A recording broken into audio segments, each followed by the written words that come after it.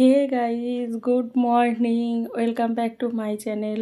আমি রীতা, তোমাদের সবাইকে এয়ার ফ্যামিলিতে স্বাগত ও ভালোবাসা জানিয়ে নতুন একটি ব্লগ শুরু করছি।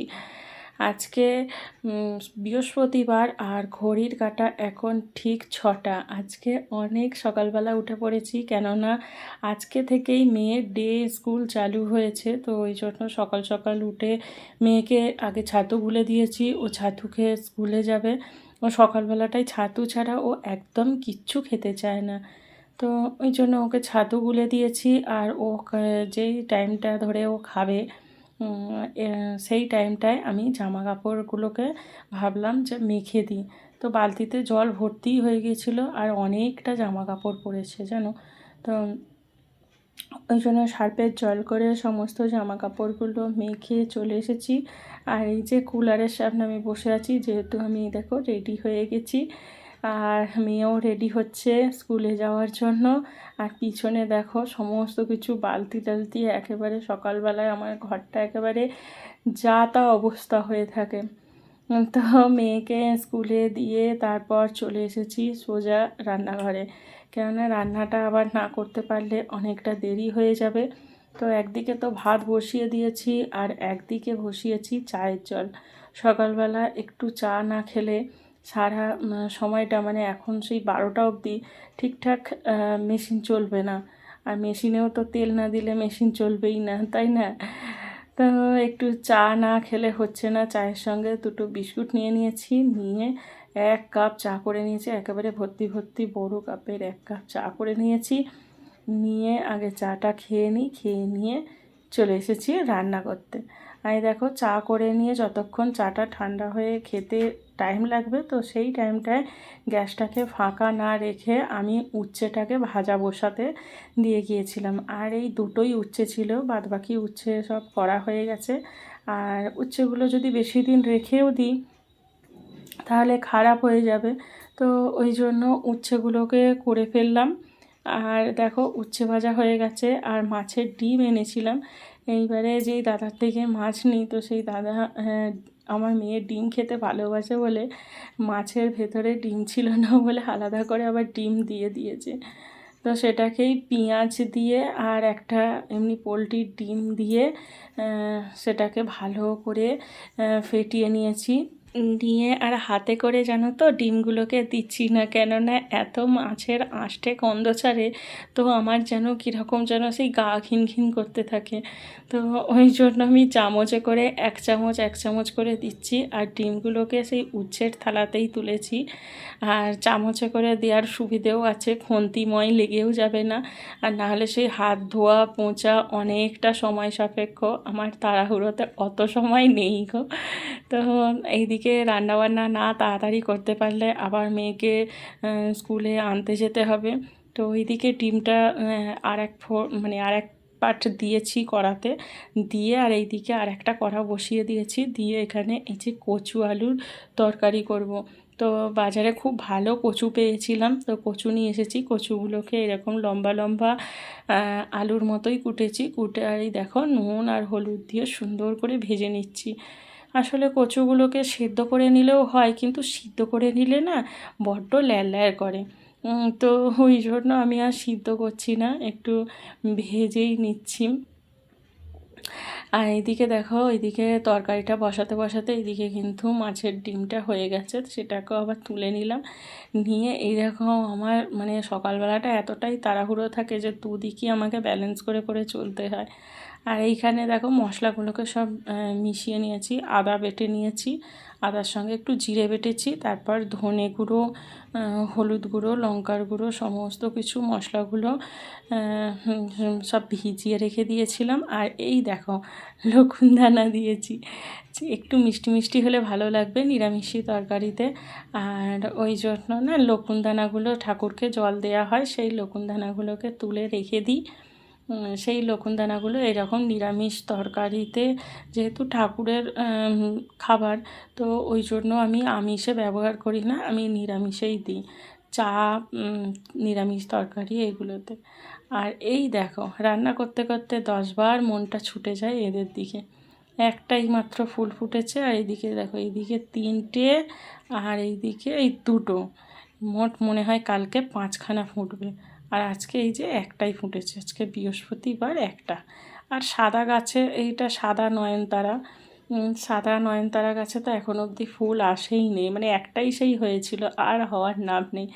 গাছটা হয়তো একটাই ফুল দিয়ে জানান দিয়েছিল যে আমি এই গাছ এই কালারের ফুল ফুটবো, তো সেইটাই হয়েছে। আর এইখানে জবা গাছটা আর হলো না, ওটাকে রেখে দিয়েছি, ওটাকে ওদের সাপোর্টার হিসেবেই ব্যবহার করে নেব। আর এদিকে দেখো, এদিকে যেতে গিয়ে এইদিকে তরকারিটা পুরোপুরি কমপ্লিট হয়ে গেছে। আর একটু গামাকা গামাকা রেখেছি, বেশি ঝোল ঝোল রাখিনি, ডাল করিনি, কিন্তু তাও কোনো তরকারি ঝোল ঝোল খেতে ভালো লাগে, কোনো তরকারি গামাকা গামাকা ভালো লাগে। তো এইটা যেন আমার ঝোল ভালো লাগে না, গামাকাটাই ভালো লাগে। আজকে সমস্ত রান্নাবান্নাটাই পুরো শুকনো শাকনার মধ্যে দিয়েই হয়েছে। আর রান্নাবান্না হয়ে যাওয়ার পর এই যে বর বলল একটু দেরি আছে খাবার বাড়তে, তো আমি ভাবলাম সেই টাইমটা বসে না থেকে গ্যাসটা পরিষ্কার করে নিই। আসলে রান্না করার পর গ্যাসটা না পরিষ্কার করতে পারলে না কেমন যেন খুঁতখুঁত হয়। আর তার উপরে আজকে তো বৃহস্পতিবার, আজকে তো আরও তাড়াতাড়ি পরিষ্কার পরিচ্ছন্নভাবে রাখতে হবে।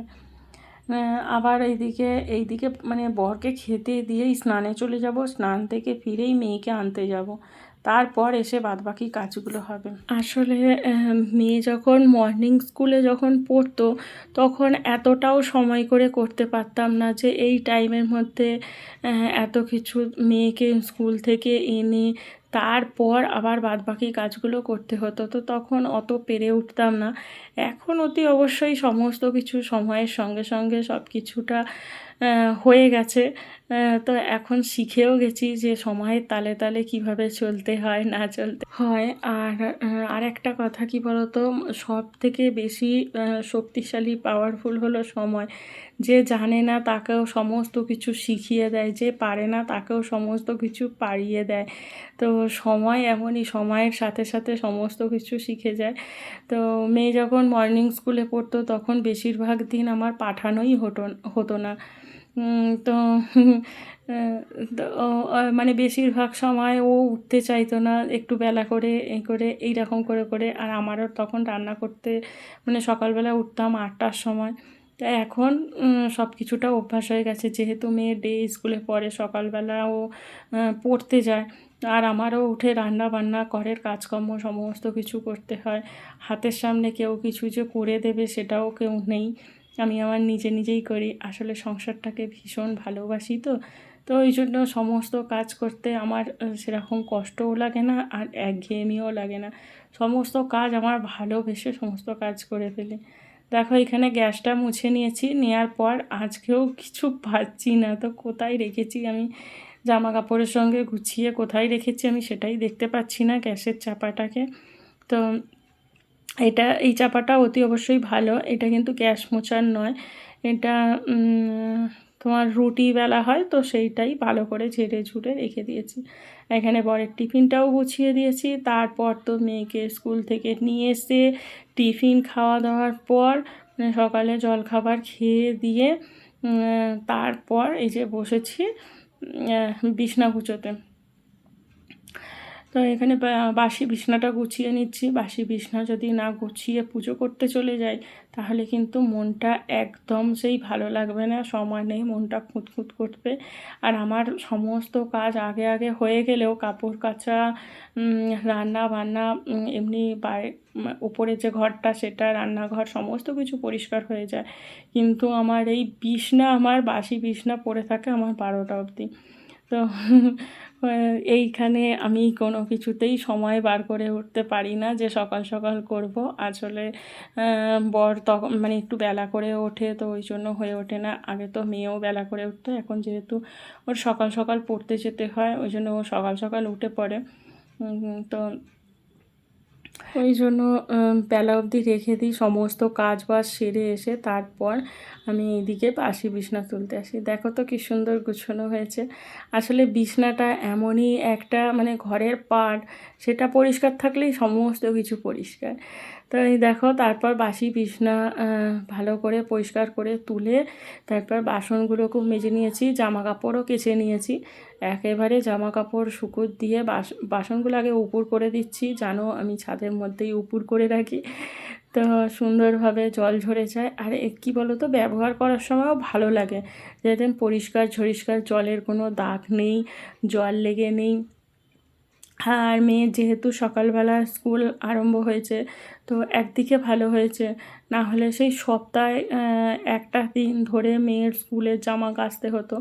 আজকে যেহেতু অনেকটা টাইম পেয়েছি, তো স্কুল থেকে বেলার দিক করে চলে এসেছে, তো ওই জন্য আর একবার ওকে নিয়ে এসে আর একবার স্নান করেছি। করার পর এই কাচাকুচি করতে গিয়ে স্নান করে নিয়েছি, আর মেয়ের স্কুলের জামাটাকেও কেচে নিয়েছি।